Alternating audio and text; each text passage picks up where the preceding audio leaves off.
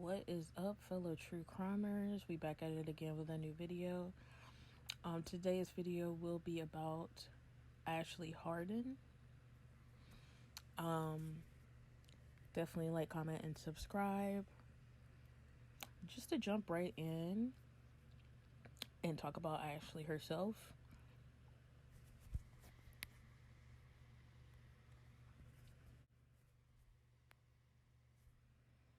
She was born April 8th, 1984 in Sterling.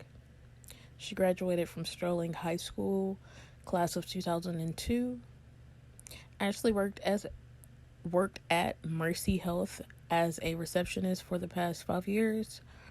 She enjoys baking, singing, and she had a very beautiful voice. She was also a member of Committed and One Voice and sang backup for many artists. Ashley's greatest joy of all was being a mother and spending time with her 3 children. She was a wonderful family member and friend to all who knew her. And she's absolutely gorgeous, you guys. I mean, I think that goes without me even saying it. But just to jump into the next part of our case, today we also will be talking about Rayshawn Smith. Rayshawn was born March 1st, 1976. He had multiple run-ins with the police throughout his life, and he also was a drug dealer from as early as his teenage years. He would go on and basically spend a lengthy amount of time in 1995 for a conviction of a home invasion. He did get out of jail, and when he got out of jail was around the time where he started to date Mrs. Harden that we spoke about previously. He was known to have many issues mentally that were not addressed properly. From what we will see here in a second of a video that I'm going to play. He basically will talk about how he is aware that he has anger management, paranoia.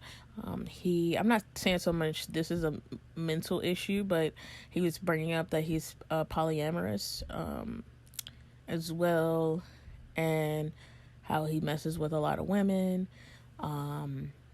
And just basically all these negative traits, not really the poly part, but more so like, his anger management and things like that he has going on. I don't think these things were actually made a priority where he really, really wanted to change them, because you're going to see it, continuously happen throughout his life, even after getting out of jail and being able to, of course, have some type of conversation with Ashley, which should be more than enough for you to want to get your stuff together. But that's neither here nor there. Now, what would happen is a lot of his different issues that he did have would affect his relationships, and it did affect his relationship with Ashley. I believe that they eventually did break up at some point. And then shortly after that, this is when the incident happened. Now, as of May 5th, 2019, Rayshawn Smith published a book by the name of Sociopath or Wrong Path, Memoir of a Teenage Drug Dealer. Yeah, definitely not a bestseller. But we're going to continue on. Now, we're going to hop into the day of the incident. This is for research purposes only, and viewers' discretion is advised, because I will be giving a little bit of the details of what happened. But on July 23rd, Mrs. Harden and one of her children, or a couple of her children, smelled gasoline outside the house. And so they went outside to investigate. And when they went outside to investigate, they were looking briefly with one of the sons, and then they saw Ashley beside a car. Now, eventually the child went inside, but basically after that situation, they just went inside, and then they realized that she never came back inside. Now, just to give you intel on what actually happened, basically, Rashawn, like I said, they were together for a while. They did end up breaking up, and it sounded like from the video I'm going to show here in a second, there may have been some infidelity or something along the lines of that's happening in the relationship, which we don't really know all the details of their relationship, but clearly it was a toxic relationship. There was already known, like before this even happened, that they were together, and one of his family members tried to warn her about this guy, Rayshawn, that he was not a good guy, and he could just bring trouble pretty much. And he really did not fancy that at all, as you'll hear here in a second. But those are just some things. So it just sounds like it's just a toxic relationship, and it just didn't work out. And so, like I said, so we smelled gasoline. The kids went inside. She did not come back inside. And then later that morning, this is really early in the morning that this happened as well, on the July 23rd. But the kids later was able to give a police report for her disappearance.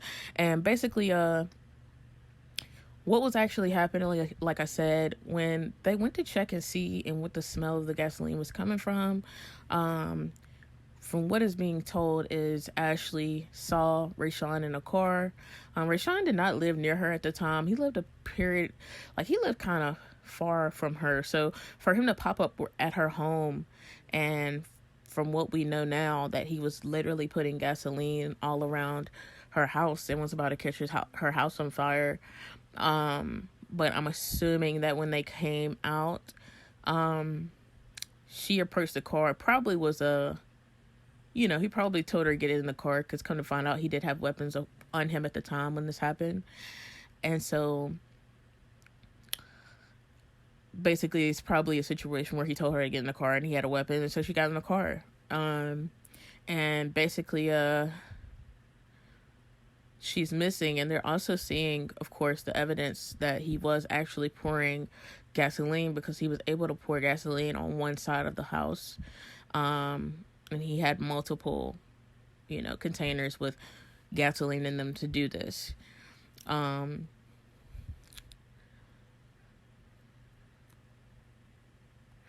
me see. So after she was, reported missing, a couple hours later, Rayshawn posted a video that I'm gonna just let you guys hear it, but pretty much it's a vulgar, chaotic video about what has happened. And he basically tagged Ashley's Facebook with all her family on her page and everything. He tagged her personal Facebook, and he basically is blaming her for everything, and honestly just rambling, and it just all sounds stupid. I'm gonna go ahead and let you guys see it though. So BRB, we're gonna watch it together. People are going to call me crazier and wonder why I did what I did. Deception. Stop dealing in deception with people. When I met Ashley, I was openly polyamorous. I slept with women. I was upfront about it. I told her about my anger issues. I told her about my felony. I told her about prison. I told her about being controlling, violent, everything. I gave her every opportunity to walk away. I gave her every opportunity to be honest with me, but instead she chose to constantly deal in deception. And I'm tired of it, period. And a lot of the deception is far beyond her. It comes from the Rockford fucking Black Church. When I met her, she had just stopped fucking a pastor in his church.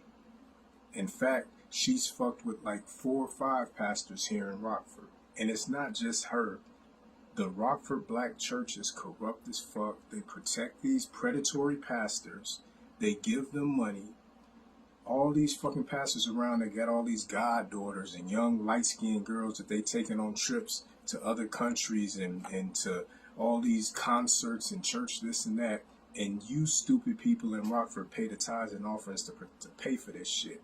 I know countless women with evidence that have dealt with these fucking black pastors here in Rockford, and y'all go for it. One of the worst motherfuckers is Ronald Alexander. Look in his phone. Look in your daughter's phone if he's if your daughter go to his church, look in her phone. E.J. Parham. I don't know how the fuck he became a pastor, and everybody know he used to buy pussy on Broadway almost every fucking day. Bishop James fucking his own granddaughter. And all this shit is always rumored about in Rockford, but it gets swept under the rug. And then another bad one was Larry Hamilton, Ashley's ex-husband. He's so fucking corrupt. All his fake ailments and tithes and offering and sympathy.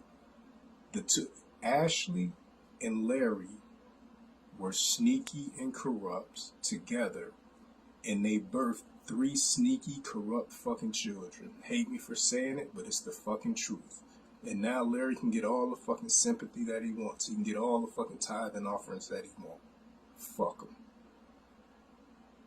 Do better. Y'all supposed to be so fucking churchy. I've been looked down on by the black church my entire fucking life.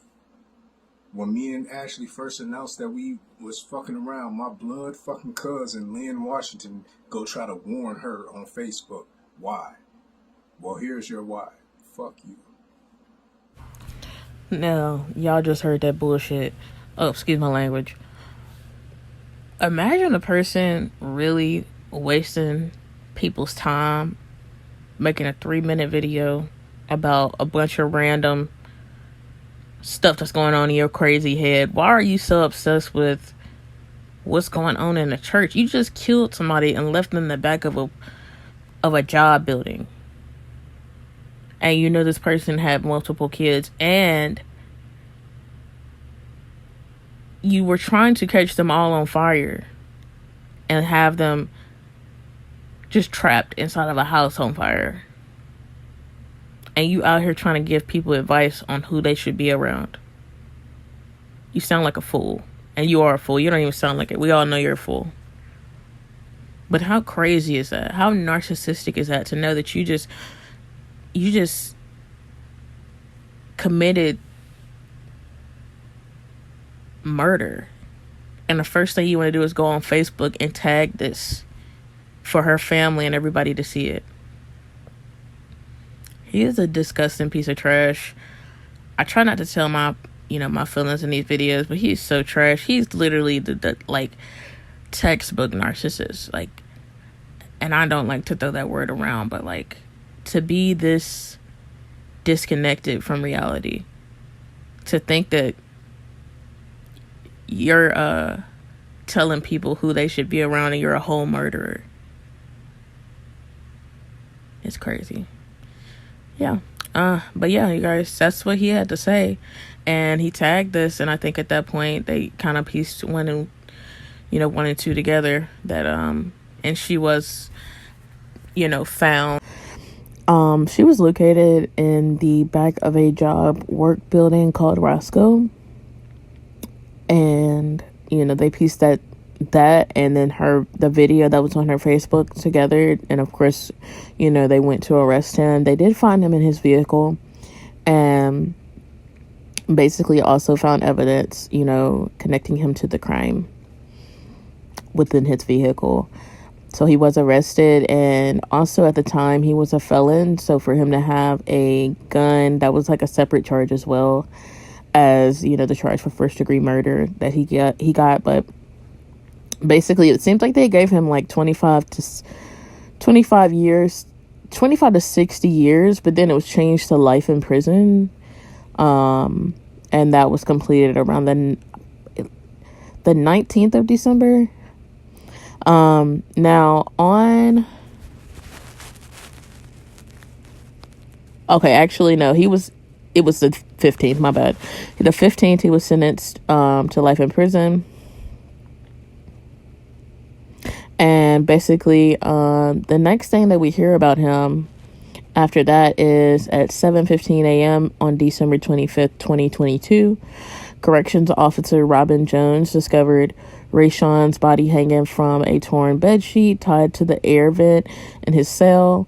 A note was also found nearby. The investigation revealed his body was clearly visible from the outside of his cell. It took several hours before he was discovered. Leaders say Correctional Officer Lisette Ontiveros was supposed to check on Smith during the night but did not complete her rounds and falsified a logbook to say she did. When asked why, she lied on the paperwork, and she told them no one had left the unit. She also mentioned a foot injury that made it difficult for her to walk necessary distances to complete her task. The next morning, that officer says she left work without knowing that he had passed away and only learned of his unaliving the next day. Ain't that crazy? Christmas. Wow. Yeah, no emotions to that. I don't know. I feel like that's just stupid. This all was a waste of time. Like, you could have just skipped to this part for yourself. Like, why did all that have to happen? It's just so unnecessary. Prayers for her family. She was a really beautiful lady, and she could sing extremely well. If you guys ever, want to go look, you guys can definitely look at those videos of her. But yeah, we got a little textbook narc. It's giving that narc energy. Not too much because he is gone, but definitely let me know your thoughts in the comments, you guys. Continue prayers for her family, and I'm wishing healing, for all that is involved. And yeah, you guys have a lovely rest of your night, and